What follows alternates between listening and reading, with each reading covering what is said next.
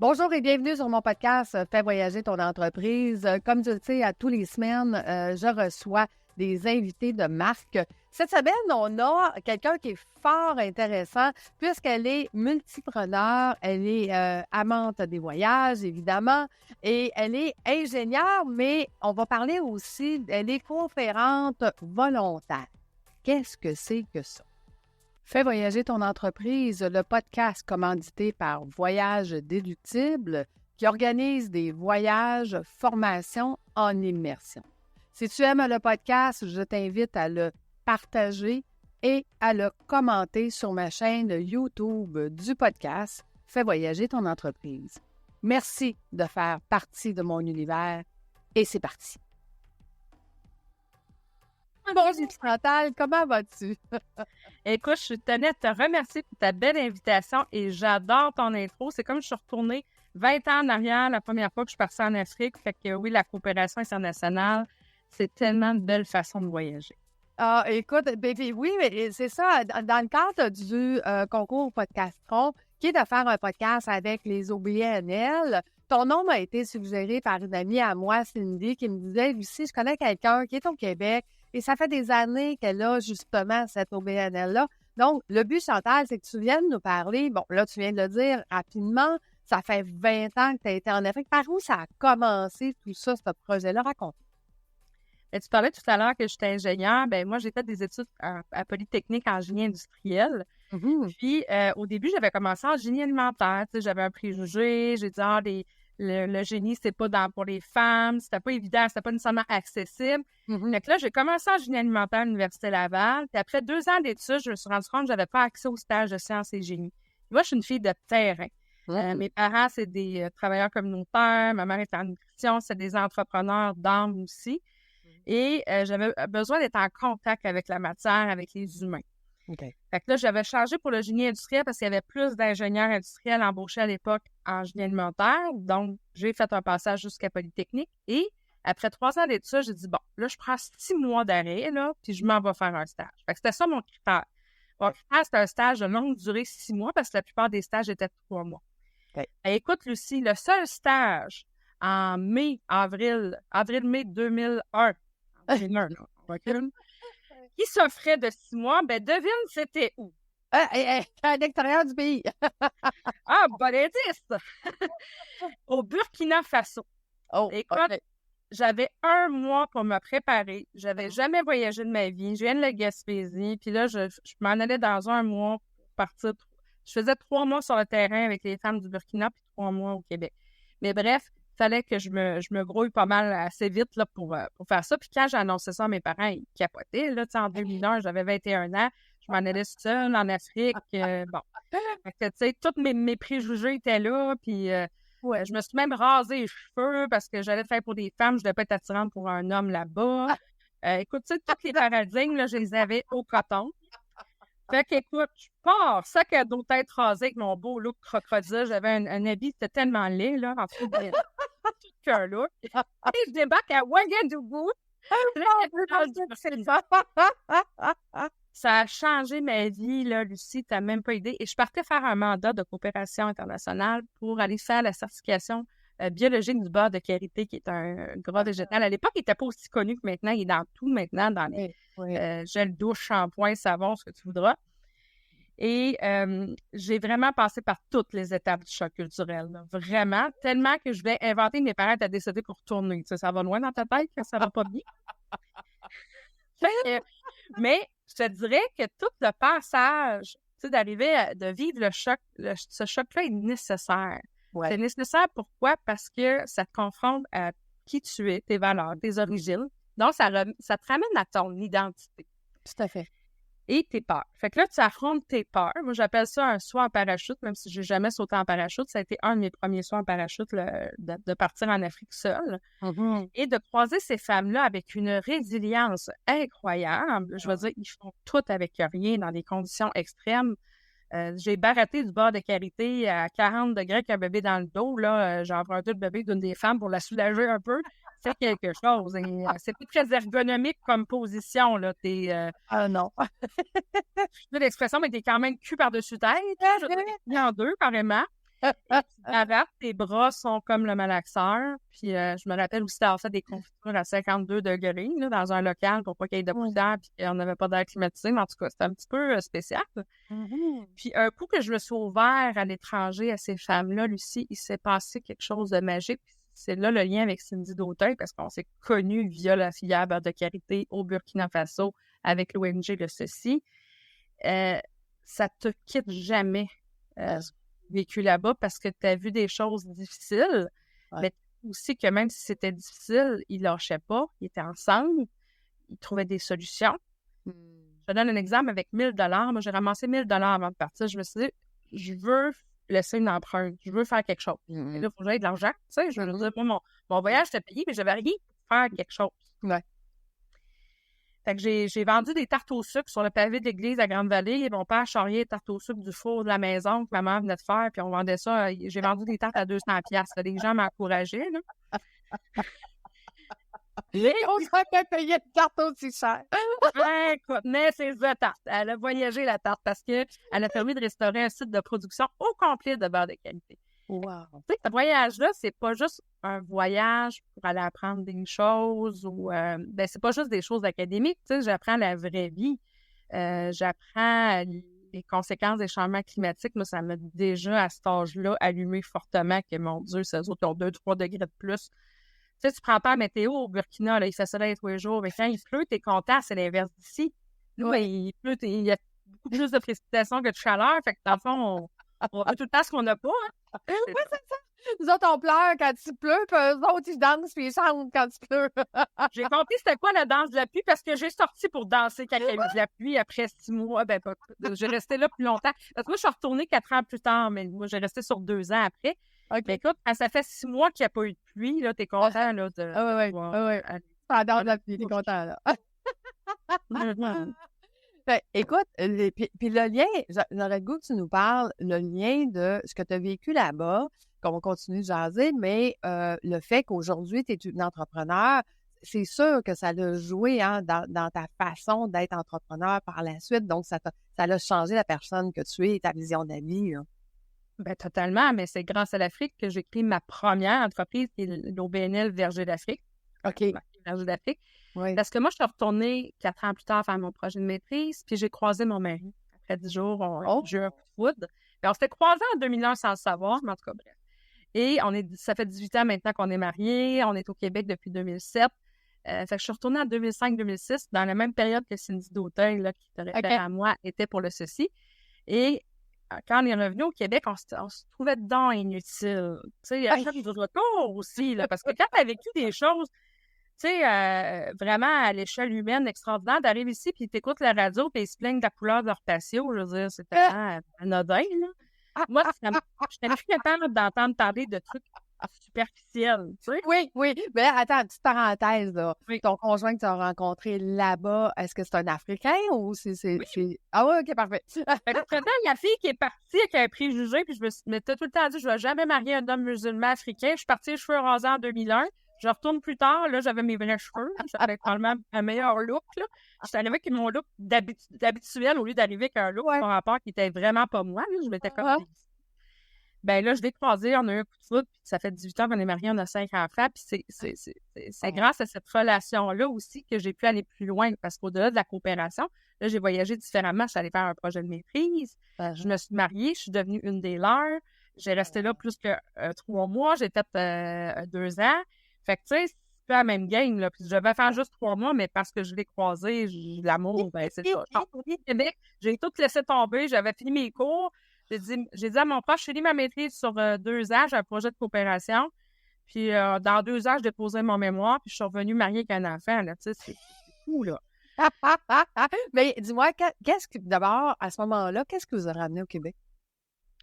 Ben, moi, j'avais fait mes études d'ingénieur, enfin, je voulais pratiquer au Québec, de un. Puis de 2, ben, moi, mon mari, c'est drôle parce qu'il voulait pas venir au Québec. La plupart des Africains, ils veulent marier une blanche ou venir en Afrique, mais lui, c'était pas le cas. Il a pris 3 mois pour utiliser son visa. Il avait 3 mois, puis il a attendu. Oui. Bon. Mais moi, c'était vraiment moi qui ai décidé qu'on s'en venait ici, là, parce que je voulais pratiquer, ma famille était là. Ouais. Lui, il a fait le deuil de sa famille. C'était pas évident pour lui non plus. Puis quand on est revenu, quand on a eu 3 enfants, on est retourné en 2013 pour aller présenter les enfants de la famille. Là, tu vas comprendre pourquoi je parle de Verger d'Afrique après. C'est que, traditionnellement, quand tu retournes au village natal de mon conjoint, qui était Notatinga, normalement, il faut t'emmener quelque chose. Fait que c'est $1. Fait que là, je suis allée à la banque, écoute, je l'ai sorti d'une pièce. Et moi, j'ai dit, on va donner 2 pièces aux femmes puis 1 pièce aux hommes. Moi, c'est déjà ça en partant. OK. Et j'ai dit, c'est donc bien anodin, on donne 1 pièce, 2 pièces dans même. Mais je dis, ils vont faire quoi avec ça? C'est pas de vrai. Fait que le chef du village, on lui a dit, nous, on est au Canada, puis on aimerait ça faire de quoi, puis qu'est-ce qui est possible? Tout passe par le chef. Fait qu'il nous a fait un don de 10 hectares dans le terrain là-bas. Wow. Mais là, on a dit, on veut pas que ça nous appartienne personnellement. On n'est pas là pour s'enrichir sur votre dos. Là, l'idée, c'est que ça soit communautaire.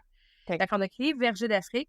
3 ans plus tard, ça a germé. On a eu le terrain. Puis après ça, à partir d'ici, on a dit, on va être un facilitateur technique et financier pour aider le village là-bas, pour planter des vergers de mangue et non de pommes, et faire des jardins communautaires parce que ça prend un petit peu de temps avec les fruits qui poussent pour une autonomie alimentaire.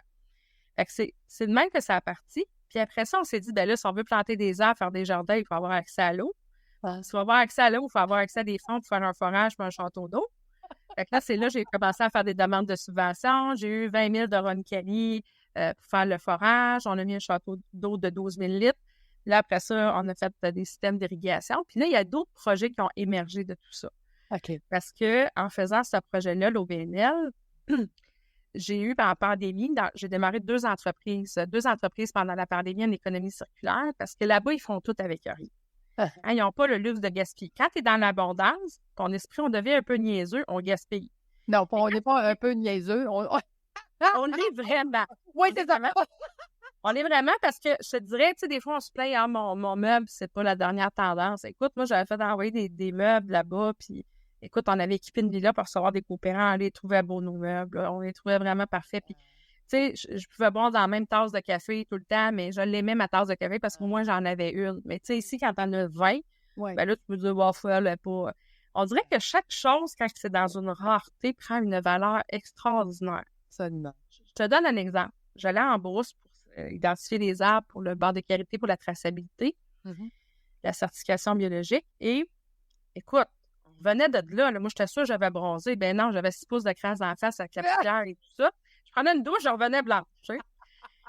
Mais juste le fait de prendre une douche après une journée dans la poussière et de boire mon Sprite, eux autres, ils ont les Sprites, des bouteilles en vitre comme dans le temps. Tu sais, sont tellement meilleurs dans les bouteilles en vitre qu'en plastique.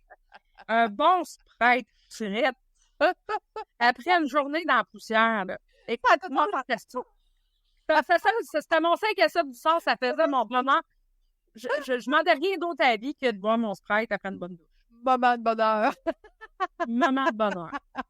Mais effectivement, ces genres de voyages-là, on vit des transformations humaines, et puis ça nous ramène à la base de la vie, en fait. Hein. Tu sais, quand ils sont dans des conditions, justement, on apprécie le moindre petit geste, la moindre petite aide, puis la collaboration aussi. C'est qu'eux, ils n'ont pas le choix. Ils n'ont pas le choix de collaborer en équipe, en communauté, ce que aussi, dans nos sociétés, on ne fait plus, là, qu'on a de la difficulté à dire on va collaborer. Dis-moi, c'est quoi le lien que tu fais avec la collaboration qu'ils ont là-bas versus les entreprises que tu as ici aujourd'hui? Et là-bas, comme tu dis si bien, c'est un mode de survie. Ils n'ont pas le choix. Il faut aussi l'union fait la force. Oui. Mais ici, on a intérêt aussi à retourner dans ce sens-là. Puis je pense que l'écosystème d'affaires s'enligne vraiment là-dedans. Il y a beaucoup d'incubateurs d'entreprises. Tu vois, on parlait de Cindy Dautel, égalisatrice de l'entrepreneuriat féminin. Moi, je fais partie de la communauté de la belle Cindy parce que je trouve tellement que les femmes, on a ça dans le sang d'être solidaires et d'être collaboratrices. Des fois, oui, il peut y avoir il y a certains domaines où avoir des rivalités, mais moi, je trouve que toute la force est dans l'entraide. Il faut mutualiser tout ce qu'on a autour de nous. On n'a plus le luxe de travailler chacun de son côté. Puis ton compétiteur devrait être ton premier collaborateur. Absolument, absolument. On est tous complémentaires parce qu'il y a des gens qui vont fitter avec le style que nous, on a, puis il y en a d'autres qui ne fitteront pas. On ne plaît pas à tout le monde comme tout le monde ne nous plaît pas. Fait qu'à partir du moment qu'on comprend ça, on comprend qu'on est tous complémentaires, qu'on peut tous travailler ensemble. Je suis tellement d'accord avec toi. Mais ça, je pense qu'on le découvre encore plus quand on fait le genre de voyage que tu as fait. En tout cas, on en est plus consciente, je te dirais. Totalement. Puis tu sais, pourquoi moi je me suis partie de 2 entreprises en économie circulaire? Ben, c'est parce que j'ai vu que là-bas, là, écoute, ils faisaient des super belles sandales avec des vieux pneus usagés. Ils faisaient des instruments de musique avec des boîtes de sardines puis des boîtes de tomates pour faire des jouets pour les enfants. Ils faisaient des œuvres d'art avec les déchets et les matières résiduelles. Puis nous, là, on le voit, la planète, là, on n'a plus le luxe de produire qu'avec du neuf. Non. Tu vois, c'est le fun parce que là, je suis dans mon atelier de couture. OK. Tu vois les beaux sacs qu'il y a derrière, là, oui, Isoprotec. Bien ça, là, j'utilise des bâches de conteneurs maritimes. Je vais te montrer, là.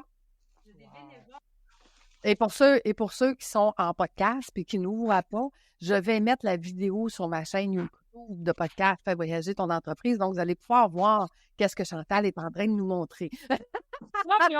Ça, c'est un ballot de bâche, OK, des pellicules thermiques. Oui. Attends. Et ça, c'est tout coupé par une bénévole de 86 ans. Ben, voyons. Ça, là, parce que les bâches mesurent 40 par 24. Nous, là, c'est des super belles boîtes à lunch. Même les fermetures éclairs, tout est récupéré, c'est acheté, c'est de qualité alimentaire, c'est pour transporter votre vin en première classe. Wow. Et là, c'est acheté, moi, j'en sauve 12, c'est comme si je sauvais l'équivalent de 12 000 conteneurs par année. Parce que c'est en dedans du conteneur, c'est 40 par 24 pieds, c'est énorme. Ça a servi à transporter une boîte. C'est jeté. C'est jeté. Non, aucun sens. Pour te dire qu'on peut faire des super belles affaires. Même chose avec l'irrigation, les tubulures d'érablière du Québec, c'est un autre projet que j'ai pour financer mon OBNL, c'est Iribière. J'ai eu une idée parce que j'avais fait un projet d'études sur les normes acides en acériculture pendant que j'étais à l'université. J'étais comme, my God, on gaspille du plastique. Puis là, j'ai googlé qui s'occupait de récupérer ces tubulures-là au Québec. J'ai googlé ça en 2020. Et là, je suis tombée sur Environique en Beauce, groupe Aptas, qui prennent des gens qui ont des limitations fonctionnelles pour faire le tri des tubulures et les récupèrent et les remettre en granules. OK. Puis là, j'avais besoin de faire de l'irrigation en Afrique, après avoir fait mon château d'eau. Je me dis, pourquoi je ne pourrais pas faire du réemploi de ces tubulures-là? Parce que moi, il faut qu'ils soient percés pour faire le goutte à goutte. Ça, pour collecter de l'eau d'érable, c'est percé, ça va pas bien. Là. Tu vas perdre de l'eau d'érable. En cours de route, ça ne se prendra pas. Fait que là, l'inconvénient de un devient l'avantage. J'ai pris une fin de semaine, on est allé chercher en Beauce des tubulures usagées. On les a toutes débrochées, enroulées, fait des palettes, puis on a envoyé ça en Afrique. OK. Et ça marche très bien, on l'a fait. Moi, je suis allée sur place le tester et tout. Mais là, avec la pandémie, envoyer des affaires en Afrique, même les bâches, au début, c'était pour envoyer en Afrique, mais mon mari a dit, pourquoi qu'on fait pas de quoi ici? Les conteneurs coûtent un bras, puis bon, fait que lui, il était designer, moi, j'étais ingénieur, fait qu'on a décidé de se mettre ensemble pour créer des business. Puis là, la magie s'est opérée. Fait que là, il y a eu le projet Iribière, on a pris les tubulures d'érablière du Québec. Puis là, avec le centre de recherche avec qui je travaillais, il y avait des films dans Slash, les bottes de foin, là, qui ressemblent à des guimauves. Ils ne savaient pas quoi faire avec ça, ça sentait le foin. Mais moi, là, ils ont mélangé ça avec le plastique des tubulures plus la film dans Slash. Ça a donné la bonne recette parfaite pour faire un boyau d'irrigation recyclé goutte à goutte. Fait que là, même s'ils sentaient le foin, on s'en foutait, ils retournaient dans le champ. C'est ça. Fait que les plastiques agricoles et acéricoles recyclés qui retournent dans l'agriculture. Puis là, mon prochain défi, c'est de faire du double paroi parce que je veux faire des tubulures d'érablière recyclées. Et comme c'est alimentaire, j'ai pas le droit que l'intérieur soit en recyclé. Mais là, t'es un peu, l'ingénieur est là. Si je mettais un mini-film de neuf, mais l'extérieur en recyclé, ça ferait-tu la job? C'est ça, le double paroi. C'est ça que je m'en vais faire. Oh, wow. Tu parlais de compétition. J'ai parlé de mon compétiteur qui produit compétiteur. C'est une usine. Là. Je suis loin de la coterie, là, mais l'idée, c'est que lui, il produit déjà des tubulures d'érablière de matière vierge et des boyaux d'irrigation goutte à goutte. Ils sont en Beauce, en plus, à côté de lui qui recycle. Mais là, Recycle Québec, qui oblige maintenant que les plastiques acéricoles et agricoles, en fin de vie, ceux qui produisent ces plastiques-là, la responsabilité élargie des producteurs de plastique, doivent trouver une seconde vie en fin de vie. T'sais, ils doivent être... Puis là, c'est AgriRécup qui récupère tout ça avec Recycle Québec. Il faut qu'ils aient une responsabilité en tant qu'industriel à les revaloriser. Moi, là, je deviens un projet clé en main pour ça. Oui. Là, je les rencontre demain. Écoute, demain, 3 heures. On va refaire un podcast ensemble, on veut savoir la suite. Mais écoute, c'est vraiment fascinant, Chantal. Puis, qu'est-ce que ça l'a apporté comme transformation aux gens que tu aides là-bas? Raconte-nous, c'était quoi leur transformation à eux? Elle est incroyable, la transformation. Écoute, je suis retournée, moi, avec une amie du Rwanda vivre 3 semaines d'expérience avec ces femmes-là, on est revenu là, chavirés. Ces femmes-là gagnent 200 $ par année. Ils s'occupent de 10 personnes en moyenne. T'imagines-tu 200 $ par année, c'est tellement rien. Tellement. Là, on leur a amené la première eau courante parce qu'il y avait un forage avec une pompe. Et les enfants checkeraient la pompe. Puis à un moment donné, la pompe, elle s'est brisée. Parce qu'ils ne savaient pas quand on jouait avec, quand on claquait, que ça allait briser. Fait qu'ils ont été des mois et des mois à même pas avoir accès à de l'eau potable. Finalement, on apprenne que ça coûtait 250 $ réparer la pompe, donc on l'a payé. Puis on a expliqué aux enfants, ben, claquez plus la pompe. Vous la claquez, parce que c'est les enfants qui vont puiser l'eau. Mais là, il y avait le plan B, là, on avait l'eau courante, parce que le forage avec le château d'eau, c'est pas pompé, là, tu t'ouvres, puis il y a de l'eau qui coule. Oui. Tu n'as pas besoin de donner un effort physique ou d'aller au puits, tirer la corde. Puis écoute, il faut au puits, puiser l'eau. J'avais même racheté une poulie pour que ça soit moins compliqué. Écoute, j'étais à bout. Sais-tu quoi? Le seau qu'il prenait pour puiser l'eau était troué. Là, je capotais. Puis là, après ça, je voyais, il puisait l'eau avec la pompe qui claquait. Là, bon. Mais là, il vidait avec une grosse chaudière dans un bidon qui avait un petit diamètre. Mais là, la moitié tombait à côté. Ben ouais, c'est ça. J'ai dit, là, il y a du gaspillage. Puis quand on était passé, moi puis Béatrice, une amie du Rwanda qui était venue faire les 3 semaines avec moi en 2018, Chantal, j'ai vu des entonnoirs là-bas. Fait qu'on s'est acheté un entonnoir à 1 pièce. On l'a attaché pour pas qu'elle se perde, qu'elle soit toujours à côté de la porte. Puis là, il mettait l'entonnoir, puis il vidait l'eau. Il n'y avait pas de gaspillage. Puis là, je me demandais pourquoi autour du puits, il y avait de l'eau stagnante. À chaque fois qu'il prenait le seau, ben là, il se promenait sur le bout pour lui mettre, puis là, l'eau stagnait autour, puis là, il payait à madame là. Il y a beaucoup d'éducation à faire, puis c'est pas parce qu'ils savent pas ou ils n'ont pas les moyens.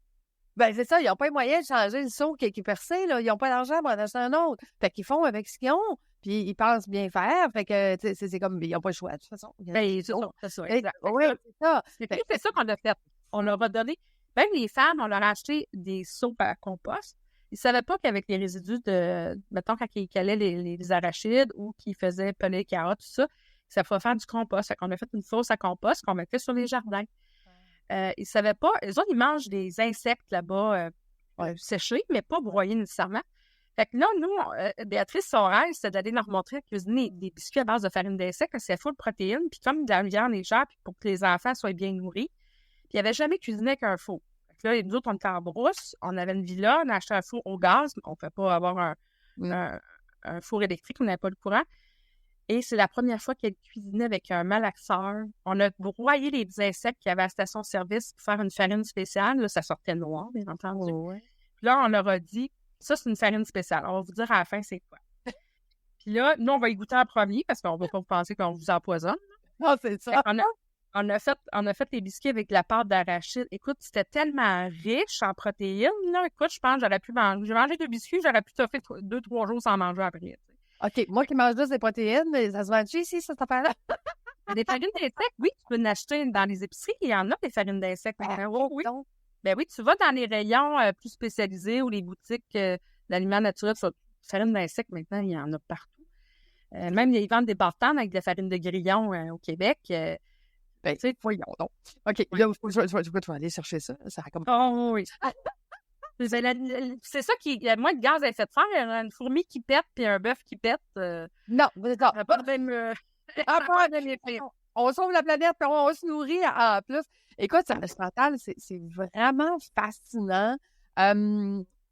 Explique-moi, exemple, un des défis que vous avez dû surmonter, toi, là, partir de ton OBNL, de vouloir aller aider ces gens-là.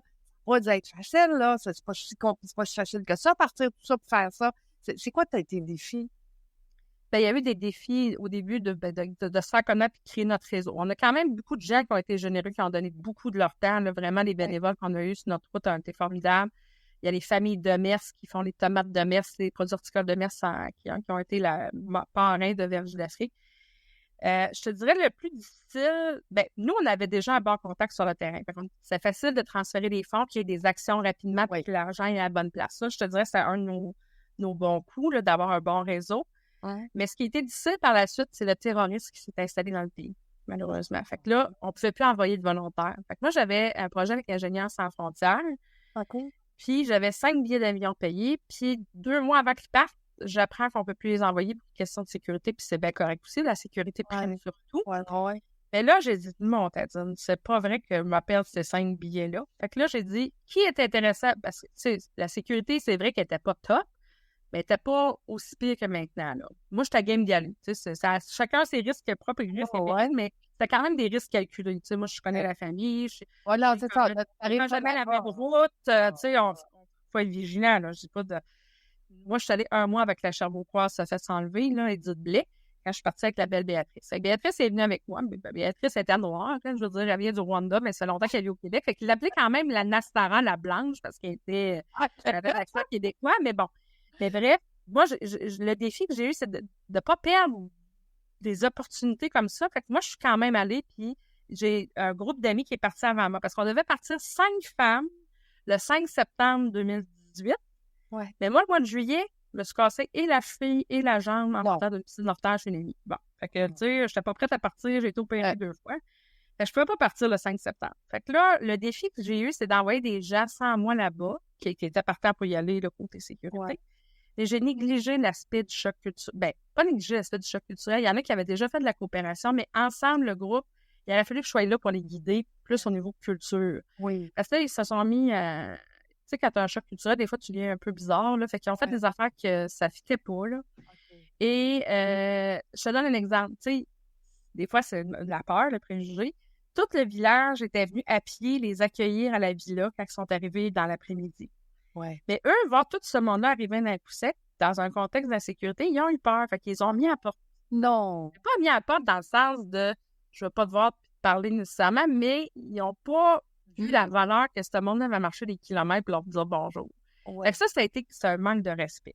Oui. Fait que ça, en partant, ça n'a pas aidé. Puis, il n'allait pas valider que le chef du village. Mais moi, si j'avais été avec elle, puis il n'avait pas amené d'eau potable, je dis, préparez-vous, vous allez en brousse acheter en ville ce qu'il vous faut, et en vous de la poudre à pâte.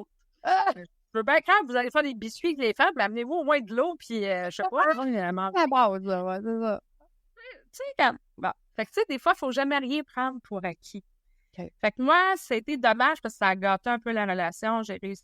Moi, je suis allée la rejoindre une fin de semaine. On s'est vus, on s'est croisés parce que la fin de semaine qu'elle s'en allait, nous, on arrivait. Fait qu'on était 2 jours avec eux autres, mais on a pu récupérer certaines choses. Mais ils n'ont pas eu le voyage. Les 3 semaines que moi, j'ai faites avec Béatrice, on en a fait plus en 3 semaines qu'elle en 2 mois parce qu'il n'y avait pas eu l'accompagnement. Ouais. Je comprends. Le temps, c'est pas évident. Puis il y a des affaires qu'ils nous ont pas dit. Puis vu que moi, j'étais malade, ils ne voulaient pas m'en dire trop. Puis... ouais, c'est ça. En tout cas, fait que, tu sais, il ne faut jamais rien prendre pour acquis. C'est ça, je suis trouvé difficile. C'est ça. Mais dis-moi, là, de ce que tu nous racontes, dans le fond, c'est que présentement, est-ce que c'est possible de faire un voyage pour aller aider ces gens-là ou ça c'est pas encore assez sécuritaire pour ça? Non, ça ne l'est pas, malheureusement. C'est pas sécuritaire. Mais c'est ça, la beauté de la chose, c'est que nous, on a quand même trouvé des facilités. Je te donne un exemple avec Cindy d'Auteuil qui est incroyable après avoir fait une semaine d'un bootcamp. Elle a dit, tu sais, j'ai pas chargé cher. Ceux qui sont intéressés à faire des dons pour Vierge d'Afrique, écoute, on a ramassé 3000 $, en 5 minutes, j'en reviendrai pas. Tu sais, quand tu parles de solidarité féminine, puis nous, on les aide à distance. Fait que moi, la semaine d'après, les arbres étaient plantés, les semences étaient achetées, puis on a repris des photos avec chacun leur nom, tout le monde qui a donné son nom, son don. Cindy d'Auteuil, on ne met pas le montant, là, mais tu sais, chacun avait sa pancarte avec les gens là-bas sur place, les enfants, les femmes, le village qui sont là. Fait que moi, ma façon de les aider, c'est de ramasser des fonds à partir d'ici et de créer des actions concrètes sur le terrain. L'autre exemple, que tu sais, on parle de voyager, là. Ouais. Moi, c'est rien qu'à moi que ça peut arriver, ces affaires-là. Je te dis, je suis quelqu'un de spécial, là, il m'arrive des affaires.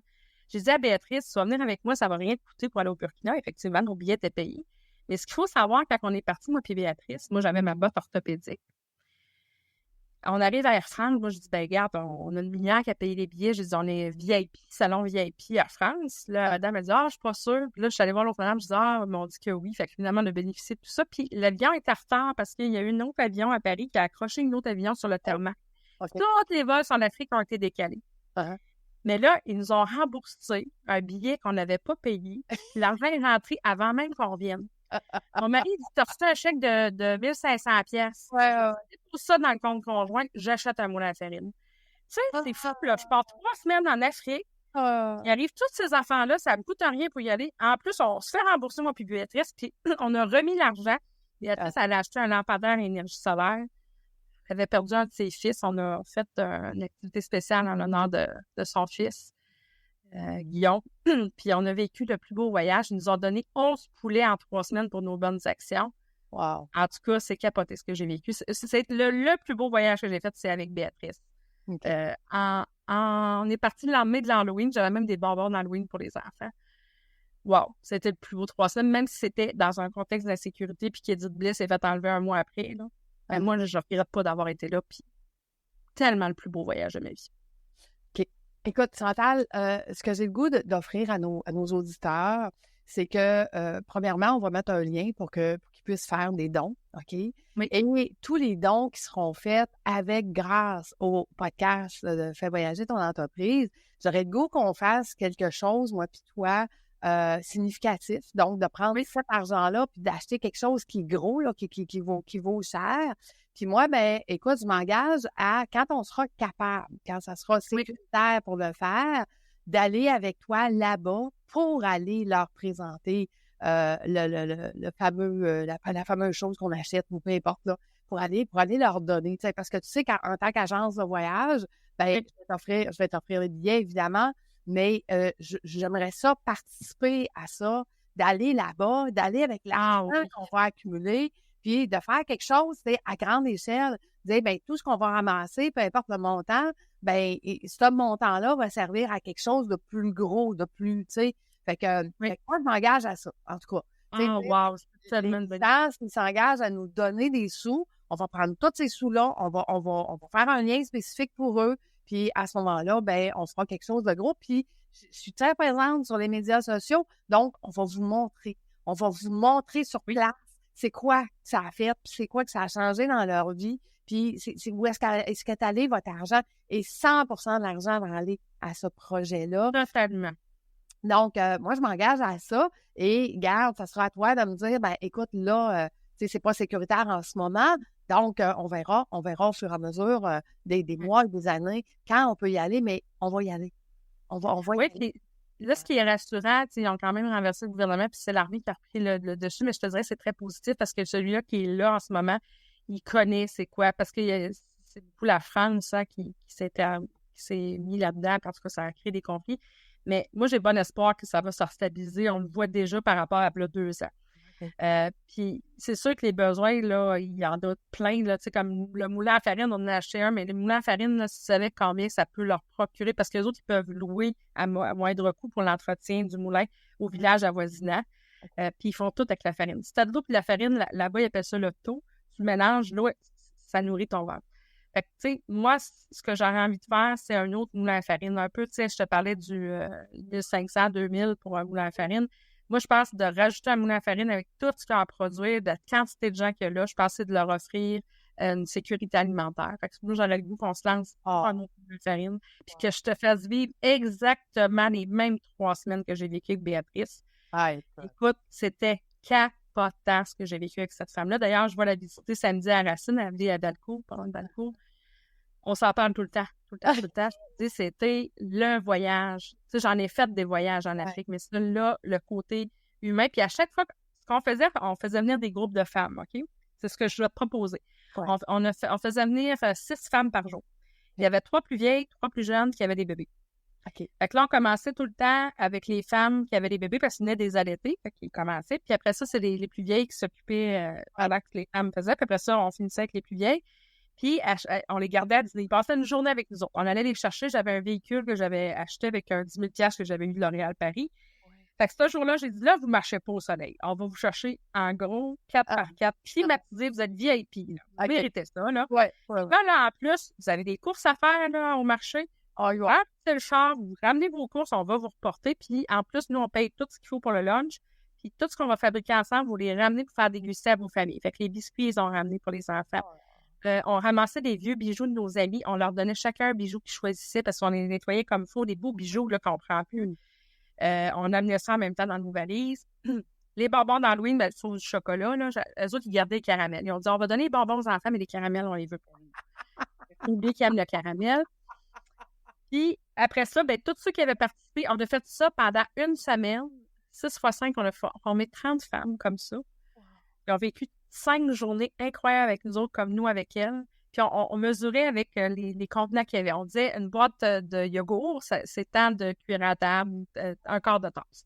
La boîte de tomates, parce que les autres, ils n'ont pas de tasse à mesure. Fait qu'on a ramené avec les mesures qui ont de boîtes de tomates. Oui. Puis ils ne parlent pas tous français, fait qu'on avait ma belle-sœur qui était là pour traduire. Écoute, il y a plein de vidéos que je t'en partagerai là, sur YouTube. On nous voit manger des fameux biscuits. On voit les femmes nous dire merci. Ça n'a pas de prix. On a veillé au lampadaire, énergie solaire, avec la musique au bout dans le 4x4. On a fait du thé, on a dansé. En tout cas, je te dis pas la magie qui s'opère, là, tu t'en reviendras juste pas. Puis d'après moi, on ne sera pas tout seul à vouloir y aller, OK? On invitera une gang, on se fait un beau voyage. L'important, c'est ça. C'est chacun y va par rapport à ça. Nous, on ne peut pas garantir la sécurité comme au BNL, mais comme je vous dis, nous autres, on était quand même, on a vécu dans une zone un peu plus tranquille, là. Il faut juste prendre des bonnes routes, changer de route une fois de temps en temps, puis s'adapter au peuple, là. C'est souvent ça, hein. Quand on voyage, il faut s'adapter, il faut observer, puis oui, vivre des chocs, c'est important parce que quand tu vis un choc culturel, tu affrontes tes peurs, il y a une ouverture et un réel engagement qui se crée par la suite. Ça va être le livre que je suis en train d'écrire sur l'éveil à l'engagement que je devais sortir en même temps que Cindy a sorti son livre. Mais je suis tombée enceinte, puis finalement, j'ai accouché d'un bébé ou d'un livre. Il est encore en cours de route, il est à mi-chemin. Ben, ça sera peut-être l'occasion de le terminer à ce moment-là, puis oui, puis écoute, c'est sûr que moi, en tant qu'agent de voyage, ben, tu sais, je vais m'assurer d'avoir tout ce qu'on peut contrôler pour la sécurité, là, tu sais, je veux dire, on va avoir oui. nous accompagner pour ça et tout ça. Fait qu'on va s'organiser pour que ça soit le plus sécure possible, là. Mais et comme tu dis, ça sera pas le genre de voyage où est-ce qu'on s'en va dans un 5 étoiles, on s'en va faire du communautaire, on s'en va aider, on s'en va donner un don de soi. Puis bien accompagné avec quelqu'un qui a de l'expérience. Donc, Chantal, je suis vraiment, vraiment contente que tu aies accepté de faire le podcast avec moi aujourd'hui. On va en faire la promotion plusieurs fois par année. Puis aussitôt qu'on aura les sous pour ce fameux moulin, ben on planifiera, puis probablement que la vie va nous amener à dire ben c'est plus sécuritaire, puis on peut y aller. Donc, on planifiera à ce moment-là le voyage. Ceux qui voudront joindre à nous, ben ça va faire partie. Moi, je vais le mettre sur mon site de Voyage des Utibes. Vous allez l'avoir et sur la chaîne YouTube et tout ça. Fait qu'on va mettre les liens, où est-ce que vous pouvez faire des dons, puis on va vous tenir au courant. On va refaire un podcast, Chantal, pour annoncer, premièrement, qu'on a annoncer de ton rendez-vous que tu as important demain. Et fait qu'on a plein de choses. Plein de choses à dire. Puis après ça, annoncer peut-être la date là, d'ici peut-être 1 an, 1 an et demi, 2 ans, on verra. Oui, puis peut-être que la gang avec Cindy m'a embarqué. Je sais que Cindy a fait plein de voyages. J'ai pas eu la chance d'aller parce que j'avais un jeune bébé, mais là, il grandit, là. Mais, tu sais, au Burkina, les meilleures périodes pour y aller parce que, tu sais, il faut penser, si on y va l'été, c'est la saison des pluies, c'est pas une bonne idée à la malaria, mais, tu sais, faut pas que si on va au mois de mars-avril, il fait trop chaud. Mais l'idéal, c'est comme j'ai fait avec Béatrice, novembre, avant les fêtes. Décembre, c'est trop cher, là, c'est ça le problème. C'est la meilleure période, c'est décembre. C'est le mois des mariages. Moi, je me suis mariée en décembre. OK. 4 décembre 2005, là-bas. Ouais. Mais c'est ça, il fait moins chaud dans ces périodes-là. Puis t'as moins de risque de pluie aussi pour les déplacements et la malaria. D'accord. Un novembre, peut-être que ce sera novembre 2024. On ne sait pas, peut-être que ça va aller vite puis que ça va être correct. Puis, comme je te dis, nous, on a des gardiens dans les maisons qui s'assurent de la sécurité. On peut avoir des vigiles qui nous accompagnent lors des déplacements. Tu sais, moi, je connais le village, je connais le chef du village, je connais, tu sais. Fait que ma famille est là. Fait que c'est sûr que je peux. Non, ben c'est ça. C'est sûr qu'on a des facilitations avec toi, mais il reste que moi, mes formations immersives en voyage, ben on a toujours mes guides accompagnateurs qui sont formés. Qui sont comme moi, je suis secouriste. Fait que donc, on met un environnement que ce soit sécuritaire pour les gens. Donc, ceux qui nous écoutent puis qui disent OK, moi, c'est vraiment quelque chose qui m'intéresse, ben écoute, faites-nous signe, puis faites votre don. Puis à partir du moment où est-ce qu'on a des sous, puis qu'on a, ben regarde, on va aller créer ça ensemble, on va aller le faire ensemble là-bas. Avec moi, comme je te dis, c'est un projet qui me parle. Puis je pense que c'est comme on a parlé tantôt, hein, l'humanité est à minuit moins 5. On doit être conscient de ce qu'on fait, la récupération, tout ça, ça fait partie de. Puis aider l'être humain, ben je pense que ça fait partie de notre évolution aussi. Oui, puis je te laisserai sur cette phrase-là qui est le slogan aussi de mes entreprises, c'est récupérer pour recréer. Je pense que le développement durable, quand tu es dans le contexte de rareté, puis il faudrait toujours se mettre dans le contexte de rareté parce que c'est pas infini nos ressources. Mais autour de cette belle bulle-là de développement économique, social et environnemental, il devrait avoir la créativité. Ouais. Parce que quand tu es en mode de survie, tu n'as pas le choix d'être créatif et associatif. Exact, tout à fait. Fait qu'on va aussi mettre les liens de tes 2 entreprises parce que moi, ton sac à lunch m'intéresse énormément. Non, et plein d'enfants. Tellement beau, c'est mon préféré, Puis là, il va falloir que tu nous fabriques des sacs de voyage. Fait que, regarde, on a oui! jaser. Ah oui, mais j'en ai justement un super beau gros, là, il est parfait, là. Tu vas pouvoir prendre tes bouteilles d'eau là-bas, il faut geler notre eau la veille, puis on les met dans on se fait des trucs thermos spécifiques pour les 1 litre. Puis avec la petite bandoulière, tu pars avec ça, puis tu as de l'eau fraîche. Écoute. Merci beaucoup d'avoir été là. Merci à nos auditeurs d'avoir été avec nous. Merci d'avance pour vos dons. Et comme je vous dis, si vous avez le temps de participer avec nous à ce beau projet, faites-nous des commentaires, donnez-nous des coucous. On va s'occuper de vous, puis on va planifier ça pour le petit. Donc, merci tout le monde. Merci Chantal. Et puis, on se souhaite un bon succès. C'est sûr qu'on va en avoir. Tout à fait. Merci tout le monde. Au revoir.